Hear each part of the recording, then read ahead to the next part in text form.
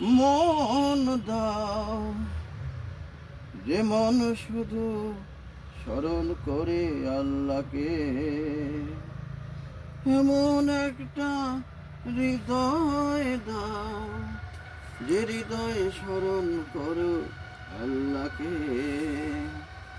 এমন একটা বাংলাদেশ দাও, যে দেশে বিদেশে মানুষ হয় আল্লাহর গোলাম হয়ে।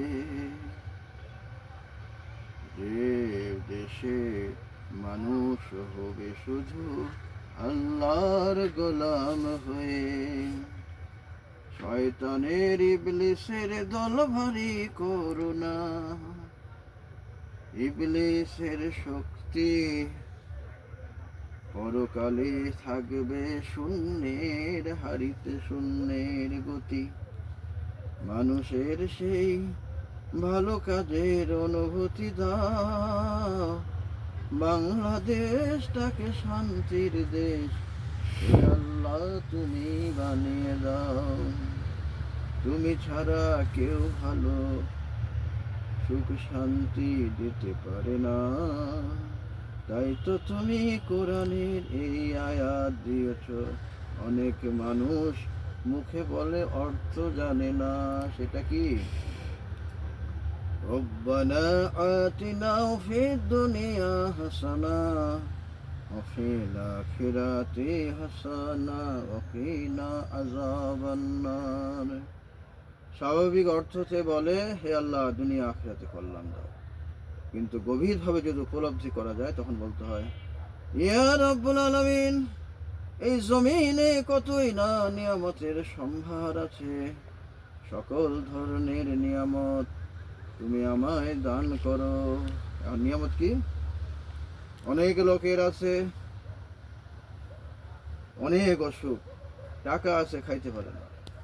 আবার অনেক লোকের আছে টাকা আছে খাইতে পারে না, কিন্তু আবার অনেক লোক খেতে পারে, টাকা নাই। তাই অর্থ দাও, খাবার সামর্থ্য দাও, এরকম একটা নিয়ামত।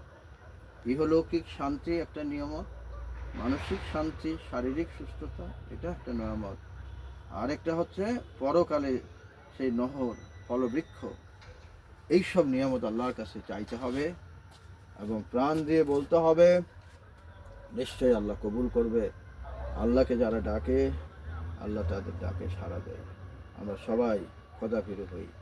মুসলিম হিসাবে জন্ম যেমন নিয়েছি, ঠিক কোরআনের এই আয়াত রব্বানা আফরিগ আলাইনা সাবরা ওয়া তাওফানা মুসলিমিন, হে আল্লাহ তুমি মুসলিম হিসাবে মৃত্যু দাও আর নেককার দিয়ে অন্তর্ভুক্ত করো। তাই আল্লাহর কাছে মিনতি, যে আল্লাহ দুনিয়ার মানুষগুলোকে তুমি নেককার বানিয়ে দাও, বদকার কাজ থেকে তুমি রক্ষা করতে পারো এবং কর্মের সত্যতা তুমি পুরস্কৃত করো।